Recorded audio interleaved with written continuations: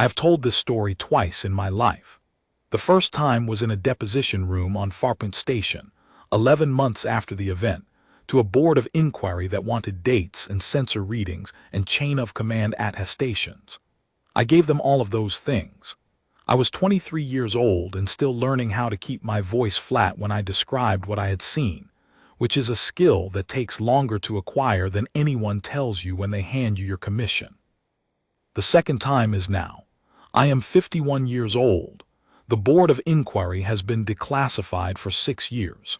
The encounter itself has been in every military history curriculum in the Terran federal systems for a decade, annotated and diagrammed and picked over by people who were not there.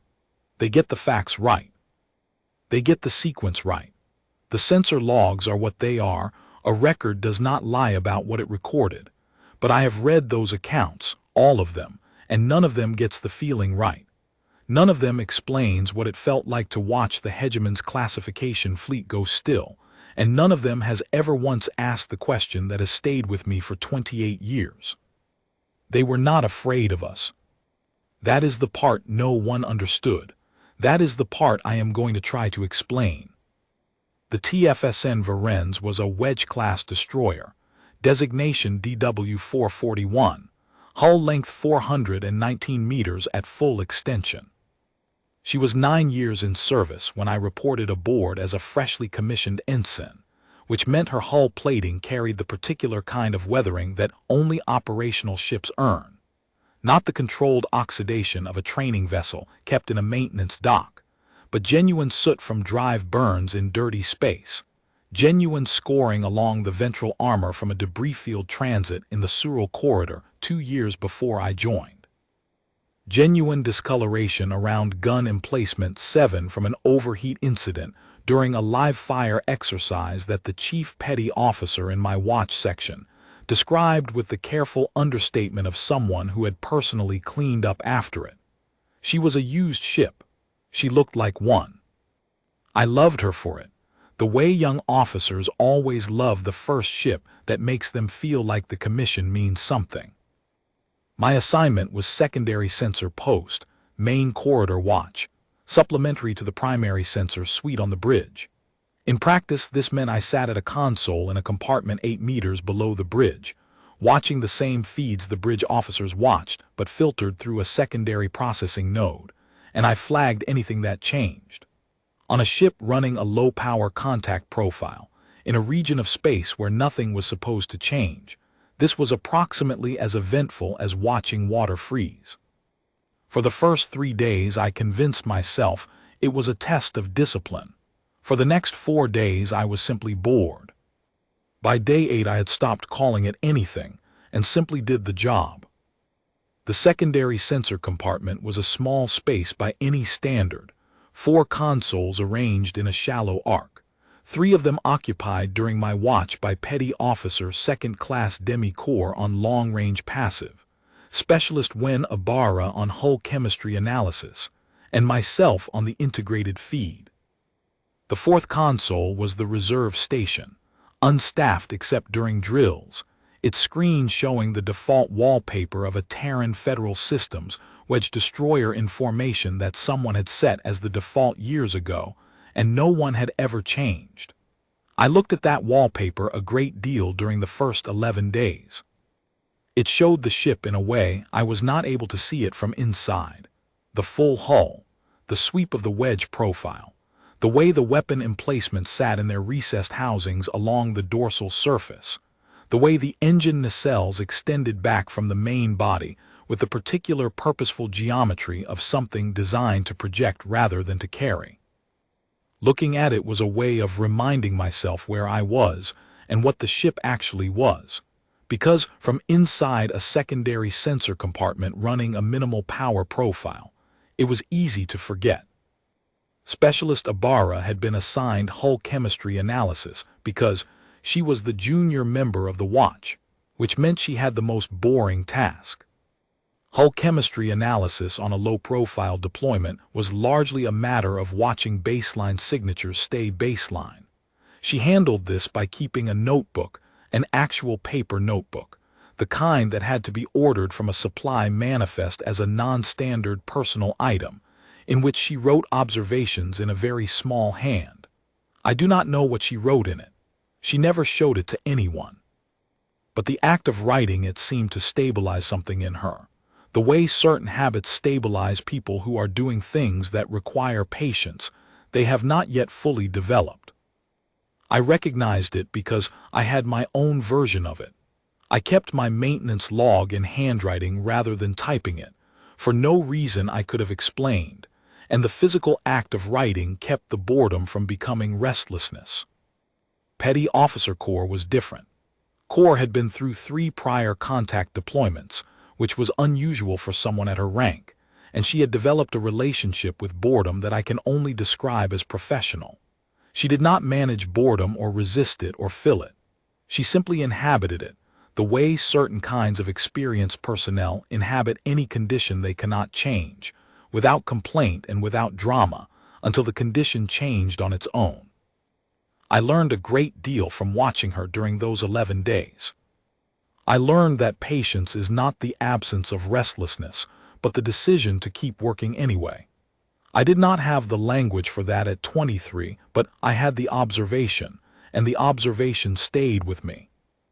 The Hegemon's outer classification corridor ran along a band of interstellar space that the Terran Federal Systems had been curious about for 6 years before the Varennes was sent in. Curious in the way that military institutions are curious about things they cannot categorize, which is to say, with a great deal of careful documentation and a great deal of controlled discomfort, neither of which ever quite resolves into either understanding or decision. What we knew about the Hegemon, when the Varennes crossed into their outer zone, could be written in a paragraph. They were biological, not in the broad sense that most carbon-based species are biological, in the specific and unsettling sense that everything they made was grown rather than constructed. Their ships were organisms, not analogs, not approximations, genuine biological entities, cellular structures kilometers long, grown from templates in what their outer transmissions described, in the translation approximations we had managed as nurseries. The ships moved, breathed in the way that organisms breathe, responded to stimulus. Whether they were sentient was a question our xenobiologists had been arguing about in published papers for 3 years and would continue arguing about for 20 more. What mattered operationally was that they were alive in a way that made them behave differently than constructed ships. They were slower to accelerate. They were self-repairing. And they communicated, not by radio or tight beam or any electromagnetic modality we used, but by a biochemical signaling system that our sensors could detect as a signature without being able to decode the content. When Hegemon ships talked to each other, we saw it as a shimmer in their hull chemistry readings. We called it the flush informally because it looked on the sensor display the way a blush looks on skin, a rapid change of state across the surface, gone in seconds, then the surface settled and still again. They had contacted 29 species before us. This was not a number we had derived by observation. It was a number we had found encoded in a set of transmission packets they broadcast on a fixed cycle toward the interior of their territory, a kind of catalog, our analysts believed, a running inventory of what they had encountered. 29 species, classified and filed. The classifications used a coding system we had partially cracked, a hierarchical taxonomy, biological in its logic, that sorted encountered species by something our xenolinguists called clade assignment, which meant they sorted everyone they met into an existing branch of their taxonomy, or created a new branch if necessary, and then, and this was the part that made the briefings uncomfortable, the sorted species did not, historically, retain independent status. Of the 29 species in the catalog, 17 had transmission signatures that were consistent with having been absorbed into the Hegemon's biological structure in some sense we did not fully understand. 12 were still independently transmitting. The Hegemon was not at war with anyone currently in range. The Hegemon was, as near as we could determine, simply sorting. The briefing materials had gone through multiple rounds of revision before Commander Brandt was satisfied with the language, which was itself a lesson in the difficulty of describing a process accurately when you do not fully understand the process. The original draft had used the word cataloging, which was neutral enough but implied a passive act, a record-keeping that left the recorded thing unchanged. A later draft had used the word assimilation, which carried too much of its own history in Terran political discourse and created reactions in the crew that were not useful. What Brandt settled on was integration, which was not quite right either, but was honest about the directionality without being inflammatory. The Hegemon integrated species into their system. What that meant for the species being integrated was one of the questions the Varennes' deployment was meant to gather evidence about, and we were not meant to reach conclusions before the evidence was in. I read those briefing materials 7 times during the 11 days. I had read them 4 times before we crossed into the zone, and 3 more times afterward, and I did not find anything new in them after the second reading.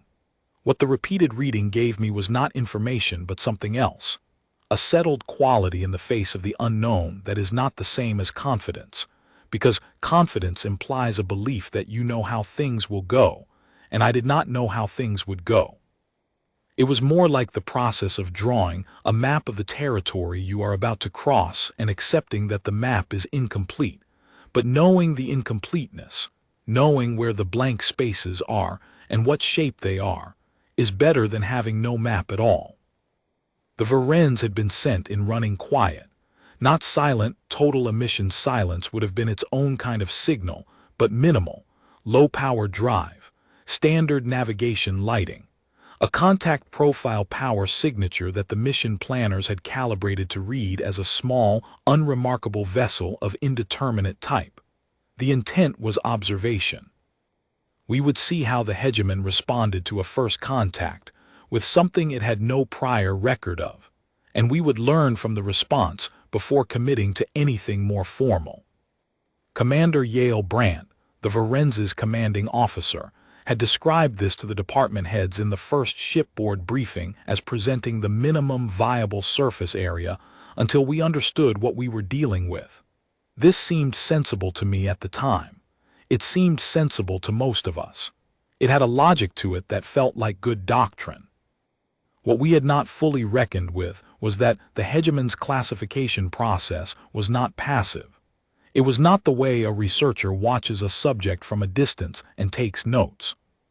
The classification process was, as best we could determine from what followed, something the Hegemon did the way a living immune system does what it does, not through deliberate analysis, but through a continuous, automatic biological assessment that was simply always running.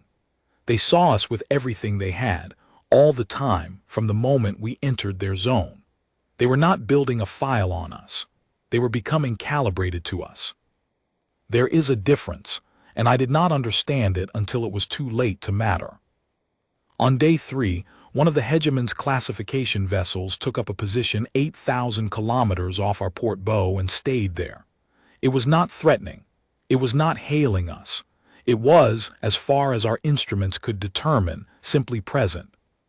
The vessel was approximately 600 meters in its longest dimension, roughly ovoid, its hull the deep amber brown of old organic matter, its surface covered in what our imagery systems resolved as fine structural ciliation, thousands of hair-like filaments along the hull exterior, most of them motionless, a small fraction of them in slow, rhythmic movement. It had no visible weapons emplacements. It had no visible drive apertures that corresponded to anything in our records. It was, objectively, not behaving as a threat. Commander Brandt's order was to hold our profile and observe. We held. The first Hegemon vessel was, I want to be precise here, not beautiful. I have heard it described as beautiful in some of the popular accounts, and I understand why. There is an aesthetic response to anything large and organic and living that moves at scale through vacuum, a response that reaches for beauty as the nearest available word. But beauty implies something that has been arranged to please, and the Hegemon's classification vessel was not arranged for any purpose that related to aesthetic experience. It was arranged for the purpose of processing information about other organisms. The ciliation on its hull was sensory apparatus. The amber brown of the surface was the color of its biological material, not a choice. The slow rhythmic movement of a fraction of the filaments was, our hull chemistry specialist believed, the ship breathing not metaphorically but literally, a gas exchange process running at the rate appropriate to its metabolic needs in the local vacuum. It was not beautiful. It was thorough. Thorough in the way that living things are thorough, doing everything required to sustain their function continuously without attention or effort, because that is what living things do. I found it more unsettling than beautiful, but I found it more interesting than either. Specialist Ibarra spent 4 hours of day 4 writing in her notebook about the ciliation pattern. She did not share what she wrote, but she turned to me once during those 4 hours and said, unprompted, "It's sorting us right now. It's always sorting. Every filament that's moving is reading us." I said yes, that was the current understanding. She turned back to her console and kept writing. I looked at the display showing the 600-meter ovoid floating 8,000 kilometers off our bow, and thought about what it meant to be read by something that had been reading things continuously for 4 centuries, and I did not find a comfortable thought on the other side of that. On day 6, a second Hegemon vessel arrived. Larger, perhaps 900 meters, roughly spherical, the surface darker than the first vessel, almost black in the visual band, with what appeared to be bioluminescent structures running in bands across its dorsal surface. It took up position 22,000 kilometers off our stern, and it, too, simply stayed there. 2 of them now, watching us, being calibrated to us. The flush ran between them at irregular intervals, brief shimmers across their hull chemistry signatures, information moving in the language we could see but not read. Lieutenant Commander Fassel, our executive officer, ran the classification transmission analysis in his off hours, which was an unofficial hobby he had developed after reading the original xenolinguistics reports. He was a methodical man, Fassel, not cautious in the sense of being hesitant, but careful in the sense of not wanting to reach a conclusion before the evidence supported it, which is a rarer quality than it sounds.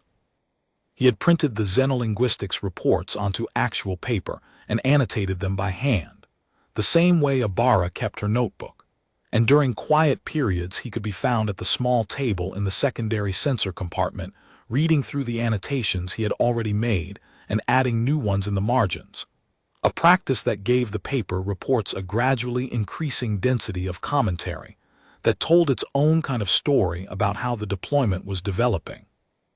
On day 7, he told me at the mess table, with the slightly unfocused look of someone who has been staring at the same dataset for too long, that he thought the second vessel's arrival was consistent with a classification request having been forwarded to a higher-order sorting unit.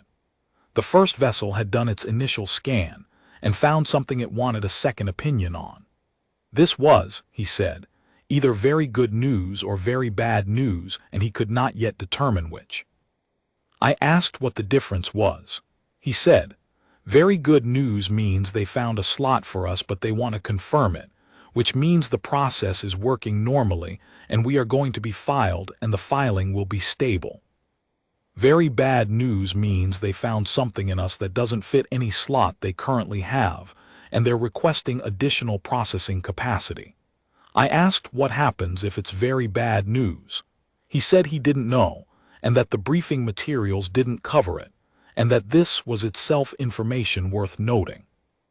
I noted it. I went back to my console and looked at the 2 Hegemon vessels on my display and thought about what it meant to be something that didn't fit any existing slot. I was not frightened, exactly. I was alert in the way that you are alert when the situation around you has begun to exceed the map you drew of it, when the blank spaces on the map are actively being entered rather than merely visible on the horizon. It is not a comfortable alertness, but it is an honest one. By day 9, we had 4 Hegemon vessels in our vicinity.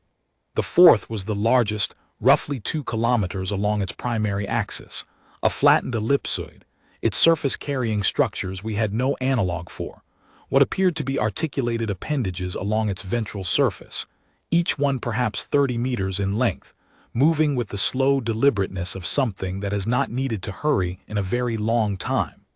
The flush between all 4 of them had become near constant. Whatever conversation was happening, it had reached a volume and pace that suggested something was being resolved. Core, watching the flush pattern on day 10, said without looking up from her console, "They've been at this for a week and they still haven't closed it. I've been through 3 contact deployments and I've never seen them take this long." I asked how long the longest prior case in the briefing materials had taken. She said 3 days for a species that turned out to be a variant of one they'd already catalogued. For genuinely new cases, 1 to 2 days. I looked at day 10's timestamp on my console and did not say anything, because there was nothing useful to say, and Core had not been asking for a response.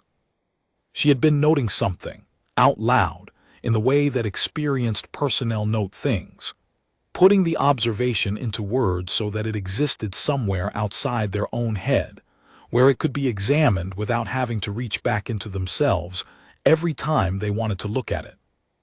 The 4 Hegemon vessels on day 10 had settled into a configuration that our geometry analysis described as a tetrahedral arrangement, equidistant from each other and from the Varennes, each vessel oriented with what our visual analysis identified as its primary sensor surface facing inward, toward us. They had been in this configuration for 18 hours. Whatever conversation was running between them was running continuously, the flush at a pace that suggested sustained processing rather than bursts of reaction.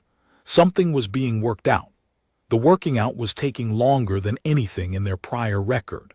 I sat with that fact for a long time on day 10 after Core made her observation, and I tried to decide what I thought it meant. I could not decide. I made a notation in my log that said, "Classification process ongoing, no resolution, day 10. I did not write what I thought about it. I was not sure what I thought about it. I was at my console at 3:47 ship time on day 11 when the classification signal arrived. I recognized it because we had drilled on its signature. The xenolinguistics team had given us a packet of known classification transmission signatures derived from the historical catalog so that we could identify when the Hegemon filed a new entry. The signature was unmistakable once you had seen it a dozen times in drill, a tight-band biochemical broadcast, directional, aimed at us rather than at the Hegemon's own vessels, carrying a repeating code structure that our analysts had determined corresponded to a clade assignment number followed by a classification descriptor. It was, in effect, their way of telling you what they had decided you were. The signal ran for 4 minutes and 32 seconds. I logged it in real time and flagged it to the bridge. Then I sat back in my chair and looked at the code structure on my display and thought about what it meant that in 11 days, across 4 vessels and what must have been an enormous amount of internal consultation, the Hegemon had reached a conclusion about the Varennes. They had a branch for us. Whatever we had been presenting to them for 11 days, it fit somewhere in their taxonomy. They had sorted us. The file was closed. I was aware in that moment of something that I can only describe as an odd kind of relief. Not relief that we were safe, because a classification by a species that had absorbed 17 of 29 previously classified species was not obviously a comfortable outcome. Relief that something had been resolved, that the long, patient observation had produced a determination, that the process, whatever it was, had run to completion. Humans are uncomfortable with things that do not resolve, and 11 days of being watched and not answered is a particular kind of discomfort, and the classification signal ended it in the same moment that it created a new problem. The new problem was what to do about the determination. Commander Brandt's voice came over the intercom to all stations at 4:01. Her voice was the same voice she used when she described watch schedules, even unhurried, containing nothing that was not operational. She said, "All hands, this is the captain. We have received the classification signal. We will now complete our contact profile. Department heads initiate the power-up sequence on my mark." Mark. I have thought a great deal in the years since about the word complete. It was the right word. It was the precise word. The Varennes had been running a partial profile for 11 days. What happened next was not a transformation in any dramatic sense. It was a completion, the ship becoming what it actually was, step by step, over the course of 40 seconds. I watched it on my sensor display, which showed me a readout of the ship's own signature as our systems came to full power. The number the Hegemon's instruments would be seeing from outside, the profile we were producing. The drive cores came online first, from minimal standby to operational readiness, and the power output jumped by a factor that I will not quote from memory, because the exact figure is in the declassified record, and I do not trust my memory for numbers, only for what numbers felt like. It felt like the difference between a single lamp and a sunrise. Then the secondary systems, the full sensor array, the Varennes' eyes opening all the way, every passive and active sensor coming to full resolution, the sweep extending to ranges that the minimal profile had kept dark. The communications suite came up across all channels, the full signal architecture of a Terran Federal Systems warship resolving out of the minimal navigation beacon we had been running. The defensive field generators came online, their power signatures adding to the profile in a way that was unmistakable on any instrument capable of reading it. Not just shields in the functional sense, but the specific signature of Terran field generation architecture, which any analyst who had studied the contact history records would be able to identify as military grade in under 5 seconds. Then the tracking and targeting processors. On a Wedge-class destroyer of the Varennes' generation, the tracking and targeting architecture represented the accumulated result of 30 years of continuous doctrine refinement and 11 years of live operational experience. It was not simple. It was not elegant, in the way that civilian technology aims for elegance.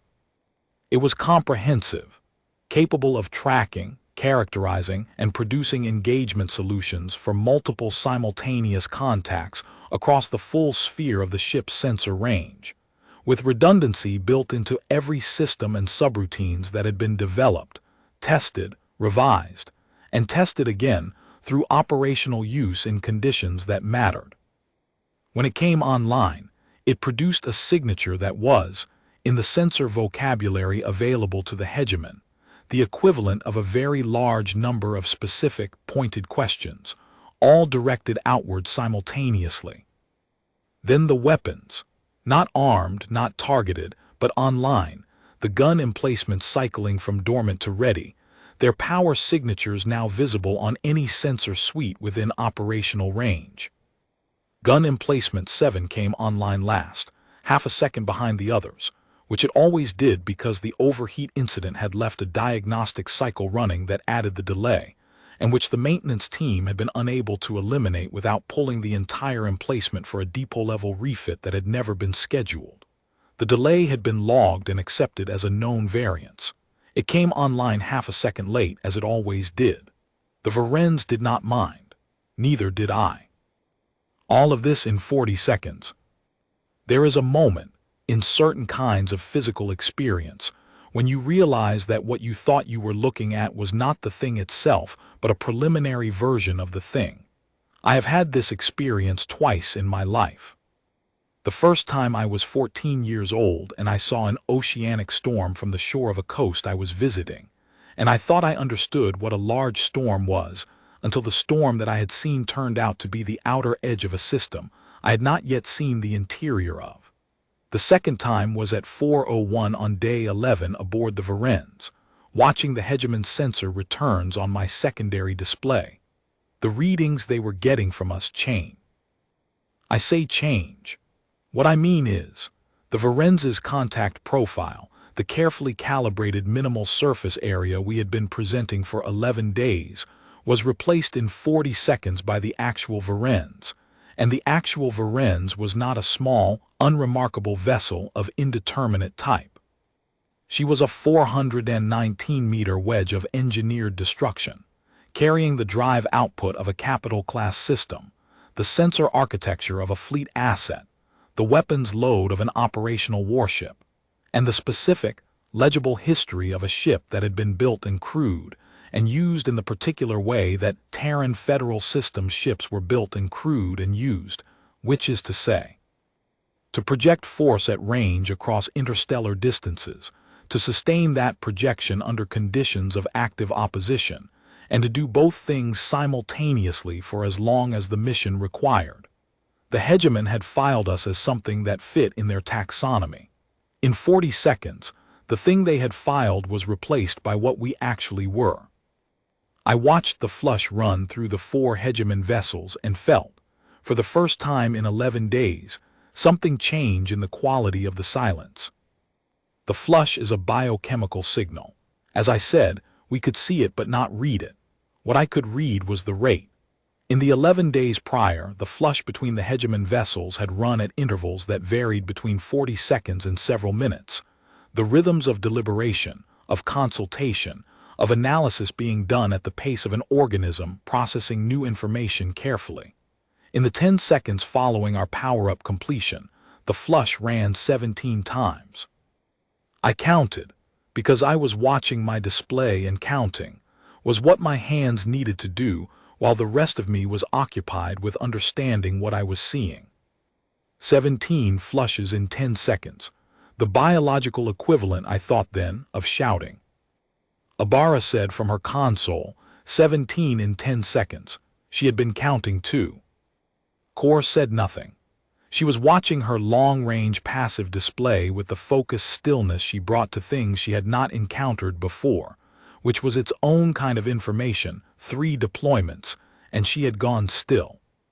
Then they stopped. Not the vessels held their positions, all 4 of them, the geometry of their arrangement unchanged. But the flush stopped. The hull chemistry signatures went flat. The near-constant conversation that had been running between them for 3 days went silent in the space between one sensor sweep and the next, and the Hegemon's 4 vessels floated in the void around us, their bioluminescent bands dim, their ciliation motionless, their surfaces the particular kind of still that I had never seen on a living thing before and have not seen since. I have described this in many ways over the years to people who ask. I have said they froze. I have said they went quiet. I have said they stopped, in the way that a conversation stops when something is said that cannot be answered. But none of those descriptions is fully accurate, and the reason none of them is fully accurate is that all of them imply a response to something that happened to them, and what I came to understand, eventually, is that what stopped was not a response. It was a process. The Hegemon's classification system was a living process. It had been running continuously from the moment we entered their zone. It processed us, cross-referenced us against their existing taxonomy, made a determination, filed us, and broadcast the filing, and all of that was simply the system doing what it did, automatically, the way breathing is automatic. The system had been running without interruption through 29 prior contacts. I do not know if any of those 29 had surprised it. I do not know what the system's normal latency was, or whether it ever returned a null result, or whether there was a branch in its taxonomy labeled unknown into which things could be placed when the other branches failed. What I know is what I watched. The process stopped. Not paused, not slowed to gather more data. The biochemical signatures that corresponded to active classification processing simply ceased, across all 4 vessels simultaneously, in the same moment that the Varennes' full profile resolved on their instruments. I sat at my console for a long time after that. Longer than my duty log suggests, which shows that I continued making regular notation entries at appropriate intervals, which is true. I did, because the habit was strong enough that my hands kept doing it without my full attention, but most of me was elsewhere. Most of me was trying to understand what I had seen, and I did not have the framework for it yet. Vassal came into the secondary sensor compartment 17 minutes after the power-up completion, which was unusual. The XO did not typically visit the secondary station. He stood behind Core's console for a moment, looking at the flat signatures on the hull chemistry display, and then he said, 47 minutes estimated. That was how long the classification cycle typically ran in the historical record when it restarted after an interruption. He thought we would have an answer in 47 minutes. I asked what kind of answer. He said, either the same filing or a new one, or he paused here, in the way he paused when he was looking at something his framework did not fully cover, or something we haven't seen before. He left without saying anything further. I kept watching the flat signatures. Core kept watching her long-range passive display. Ibarra had stopped writing in her notebook and was watching the hull chemistry readings with an expression I could not fully read, not quite fear, not quite awe, something that partook of both without settling into either. The framework came later. Over the following 6 hours, 2 things happened. The first thing was that Commander Brandt opened a standard diplomatic hailing frequency and began the contact protocols, the mathematical prime sequences, the physical constant declarations, the spatial coordinate exchanges that form the first vocabulary of species that have no common language. The Hegemon vessels received these transmissions. We could see that they received them because the hull chemistry signatures showed a response, not the flush, which remained absent, but a slower, lower amplitude change in surface chemistry that our analysts would later classify as a different kind of processing, one we had not seen in the prior 11 days. They were not classifying us. They were doing something else. The second thing that happened was that the classification signal that had been broadcast at 3:47, the filing, the clade assignment, the closed case, was retracted. I know this because the signal came again at 6:11, and this time it did not carry an assignment code. It carried a null code. In the xenolinguistics framework we had developed from the historical catalog, a null code in a classification transmission had never appeared before. We did not have a definition for it. Vassal sat across from me in the secondary sensor compartment for 40 minutes while we looked at the null code together, and he said, very quietly, that he thought it meant that the prior classification had been withdrawn, that the Hegemon had opened the file again. That something about the Varennes, in its full profile, had made the prior determination invalid. I am not a xenolinguist. I am not and was not then qualified to interpret Hegemon transmissions. What I had was a console, a sensor log, and 23 years of accumulated experience in being alive in a world where things did not always sort neatly into the categories available. When Vassal said the prior classification had been withdrawn, I understood it in the immediate sense. The file determination had been undone. It took me 28 years to understand what that meant. There is a specific kind of grief that belongs to the moment when a system that has always worked stops working. I do not mean grief in the loose sense of sadness or disappointment. I mean grief in the structural sense, the thing that happens when something you did not know you depended on is revealed as absent. The Hegemon's classification system had processed 29 species without returning a null result. It had taken, in each case, a thing it had never encountered before and found it a place, a branch, a clade, a slot in the taxonomy. The system was not infallible in the sense of being always correct. It may well have misfiled species, assigned them to branches that did not fully describe them. But it had never, in its recorded history, encountered something it could not place at all. The Varennes, in its low-power contact profile, had been placed.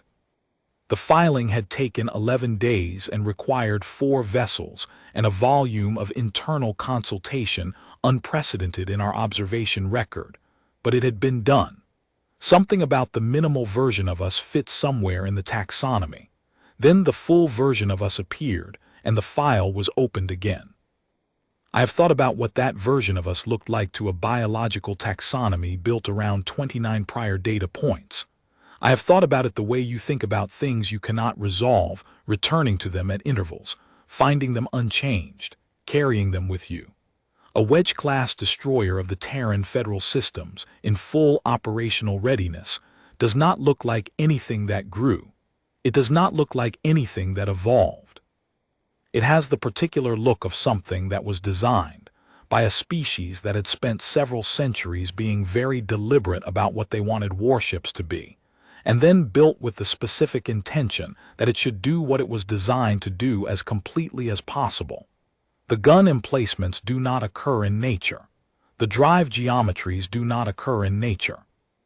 The arrangement of sensor arrays and defensive fields and communications architecture, all of it integrated, all of it working together with the coherence of a system that had been tested and revised and tested again across decades of operational use. None of it occurred in nature. The Hegemon had a taxonomy built from nature. 29 species, all of them biological in some sense, all of them grown from something, all of them arriving at their capabilities through the long, gradual, contingent process of biological development. Whatever we had been in our minimal profile, whatever branch they had found us a place in, the full profile broke something. Not a confidence, not an assumption, something structural, the taxonomy itself. I think about what it costs to build a complete thing and then find that it is not complete. The Hegemon's classification system had been, before day 11, complete. I do not mean complete in the sense of having covered every possibility. No system covers every possibility. I mean complete in the way that a living organism is complete, integrated, self-consistent, capable of processing anything it encounters by finding a relationship between the new thing and the existing structure. 29 species, 29 data points. The system had grown with each one, adding branches as needed, updating its taxonomy incrementally, and arriving at a state in which it believed, if a biological system can believe anything, that the space of possibilities was covered. Not exhaustively, not permanently, but covered well enough that anything new could be met and sorted and filed and the file closed. The Varennes, in full profile, was not a new data point. It was a demonstration that the space of possibilities had a region the taxonomy could not see. We remained in the Hegemon's outer zone for 41 more days after the power-up. The diplomatic contact protocols continued. Commander Brandt ran them with the same even-handedness she brought to everything, neither hurrying nor signaling impatience, giving the Hegemon whatever time the process required. There were members of the crew who found this frustrating, young officers and specialists who had expected, on some level, that the power-up would produce a decisive response, some clear indication that a threshold had been crossed and a new phase had begun. They were not wrong that a threshold had been crossed. They were wrong about what the new phase would look like. The new phase looked almost exactly like the 11 days before it. Ships in fixed positions, sensors running, the slow biochemical conversation of a species processing information that required time to process. The difference was the null code. The null code sat in the transmission record like a statement that could not be withdrawn, because withdrawing it would have required replacing it with something else, and the something else did not yet exist. The Hegemon's vessels remained in their positions, not the 4 original vessels, which were eventually replaced by other vessels, but Hegemon vessels in the same arrangement, maintaining the same geometry relative to the Varennes, as if the spatial relationship itself had become part of whatever process was now running. The flush came back slowly over the course of 2 weeks, first in brief, infrequent bursts, then more regularly.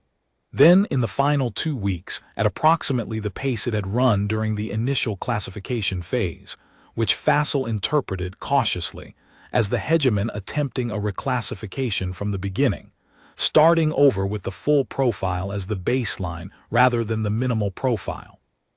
Whether they succeeded, I do not know. The Varennes was recalled at the end of week 7. The contact was handed off to a diplomatic vessel with a larger xenolinguistics team, and a different mission profile. And what happened afterward is in the public record. The establishment of a formal contact channel, the slow, difficult, still ongoing process of developing a communication framework that works for both species. The current state of a relationship that is neither warm nor hostile, but is functional in the way that relationships between very different kinds of minds sometimes manage to be functional. Carefully, with a great deal of attention to the gap between what is being said and what is being understood. But I was there for the first 42 days.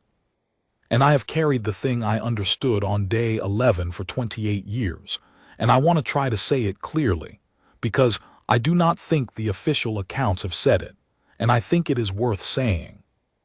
When the Hegemon's classification process stopped, when the flush went silent across 4 vessels simultaneously, and the hull chemistry signatures went flat, and the 4 enormous living ships floated in the void around us without moving or communicating, the instinct, the natural human instinct, is to read that as fear, or as awe, or as the moment a superior being was confronted with something it could not handle and flinched. That is the reading that makes a good story. That is the reading that the accounts I have seen tend toward, because it is satisfying and it fits the shape of a first contact encounter the way a key fits a lock. It is not what I saw. What I saw was a system encounter a gap in itself. What I saw was something complete discover that it was not complete. That is not fear. That is not awe. It is something quieter than either of those things and more final, and I have been trying to find the right word for it for 28 years, and the word I keep coming back to is grief. The Hegemon were not frightened of the Varennes, a species that has successfully catalogued 29 others and absorbed 17 of them into its own biological structure does not frighten easily, and the Varennes, in full profile, was formidable but not invincible. There were Hegemon assets in the region that outmassed us by an order of magnitude, and whatever the flash of 17 biochemical signals in 10 seconds communicated, it did not read as terror on any instrument we had. It read as urgency. It read as the very rapid exchange of something important between parties that needed to process it quickly. What they were processing, I think, was the null result, the gap. The fact that the classification system, the system that had processed 29 species across 4 centuries of expansion, the system that was not a tool they used but a process they were, the way an immune system is not a tool you use but a process you are, had returned a null, had found a thing it could not categorize, had opened a file and looked at what was inside and found that the categories it contained were insufficient for what it was being asked to file. The Varennes was not the strongest thing the Hegemon had ever encountered. I am certain of that. The Hegemon's own assets were larger. The species in their catalog may well have included things more powerful than a single wedge-class destroyer. The HFY of this encounter, if you want to call it that, if you want to use that frame, was not that we were stronger than them. It was that we were categorically outside what they had built their understanding of the universe around. Not uncategorizable in the sense of being mysterious or exotic, uncategorizable in the structural sense that there was no branch for us. And what made there be no branch for us was not our firepower or our resilience or any single capability. It was the combination, the specific combination of what we had evolved into and then chosen to become, in the particular way human civilization had evolved and chosen, which produced something that a biological taxonomy built around growth and natural process had no slot for. We were not more powerful. We were outside the taxonomy, and for a species whose relationship with the universe is organized entirely through the act of classifying and filing it, being outside the taxonomy is a more profound disruption than being defeated. I was 23 years old at my secondary sensor post on day 11. I did not understand any of this at 23. At 23, I watched the Hegemon's vessels go still and felt, underneath the professionalism I was trying to perform, something that I am only now willing to call exhilaration, the specific exhilaration of being part of something significant, of having witnessed something that would be in the record, of having been present. It was not a bad feeling. It was not wrong to have it. But it was not the right feeling for what I had seen, and I spent the next 28 years finding my way to the right one. The right feeling is something closer to what I would feel if I watched a person spend their life building a system, a taxonomy of everything they had known, a framework for making the universe navigable, a complete and carefully maintained record of everything they had encountered, and then watched something arrive that revealed the system had a gap they had not known was there. Not a threat, a revelation. The particular revelation that completeness is always provisional, that the space of what exists is always larger than the space of what has been encountered, and that the moment when a carefully maintained system discovers its own incompleteness is not a moment of defeat, but a moment of grief, for the version of itself that was whole. The Hegemon went still for 47 minutes. The estimate Fassel had given us turned out to be accurate in a way that he had not quite intended. The 47-minute period was not a classification cycle restarting. It was the period before anything started again. 47 minutes of biological stillness across 4 living ships, each one a process that had been running continuously for however long it had been running, each one now not running. The ciliation on the nearest vessel did not move. The bioluminescent bands on the larger spherical ship were dark. 4 organisms, kilometers of them in aggregate, held in a stillness that read on my display as something stopped rather than something waiting, the flat line of a process that had produced a result it had no pathway to handle. Then the flush came back, low and slow, and the process of beginning again started. They did not retract the null code. It remained in the transmission record for the entire remaining 41 days of the Varennes' deployment, and it is still in the Hegemon's transmission record today, in a contact archive that their side has shared selectively with our xenolinguistics teams. The null code, the open file. The entry that says, "We encountered something and we have not yet found the right branch for it." I do not know if they ever will. I suspect that what they have done in the 28 years since is build a new branch. Not a branch that fits us exactly. I do not think anything in their taxonomy can fit us exactly because the taxonomy is biological and we are not in the relevant sense biological. But a branch that acknowledges the gap. A branch that says, here is the place in the system where the thing lives that the system could not initially process. A place for the null, an accommodation. There is something in that accommodation that I find myself returning to, at 51, more often than I return to it at 30 or 40. The Hegemon's taxonomy was built across 4 centuries and 29 species. It was a living thing, in the specific sense that the Hegemon are a living species, and the taxonomy was an expression of how they understood the universe, grown as they grew, developed as they developed, coherent in the way that a living system is coherent. They encountered something it could not process, and they did not abandon the taxonomy.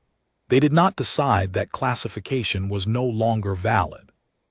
They did not surrender the system that had organized 4 centuries of their existence.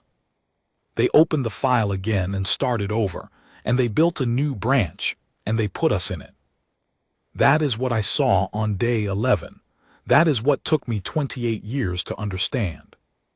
And when I say that they were not afraid of us, this is what I mean. What happened in the Hegemon's classification process when the Varennes powered up was not a response to a threat. It was the experience of a living system discovering, for the first time, that the universe was larger than its model of the universe. That is not fear. That is the beginning of a different kind of knowing. And the 47 minutes of stillness, and the slow return of the flush, and the null code that stayed open in the transmission record. Those were not the behaviors of something that had been frightened into silence.